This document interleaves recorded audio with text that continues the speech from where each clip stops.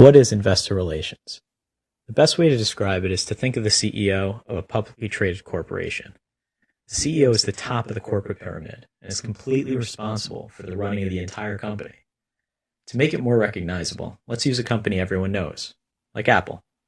The current CEO of Apple is Tim Cook. Believe it or not, Tim Cook, just like most students, gets a report card. But instead of being graded on reading, math, science, and receiving an A, B, or C, Tim Cook is being graded based on the performance of his company, and the grade is the stock price over time. If people feel the CEO, or in this case Tim Cook, is doing a good job, and it is being reflected in the company's performance, the stock will likely go up.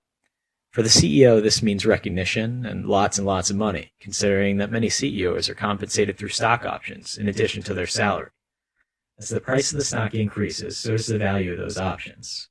However, if investors don't have faith in the CEO to increase the value of the firm or believe the CEO is taking the company in the wrong direction, then it is likely the stock price will decrease.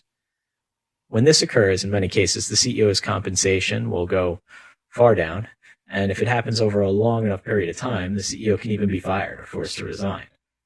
So now that we understand how important the stock price is to the CEO, let's look into how the stock price moves in either direction. The stock price moves higher or lower due to the economics of supply and demand. Assuming that the supply of shares remains relatively consistent throughout the year, as demand increases or decreases, so will the price of the stock.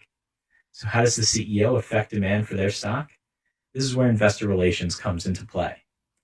Though many small and micro-cap public companies may have a dual-role CFO or investor relations manager or officer, most mid-cap and larger corporations have a dedicated investor relations team, ranging from one individual to upwards of 10. The purpose of this investor relations team is twofold. The first major responsibility for the investor relations team is to build demand for the stock. The investor relations team is responsible for marketing the company to investors to entice them that their company is a great investment. One can accomplish this by proactively reaching out to investors, going to investor events, holding meetings with investors, which typically hold stock of companies like yours, and answering the waterfall of investor questions, which will come into your office from potential shareholders.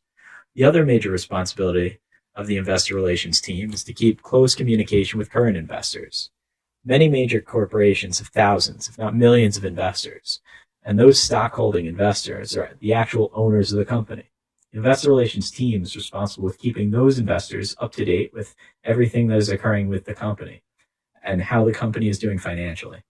By keeping the current investors well informed on the company, the investor relations team would hope to stem any potential selling and entice further buying of the stock from current owners or stockholders. The investor relations team is an integral part of any publicly traded corporation and typically answers directly to the CEO or CFO. It is not unusual for the investor relations team to be in very close communication with the CEO and CFO and even travel together to meetings.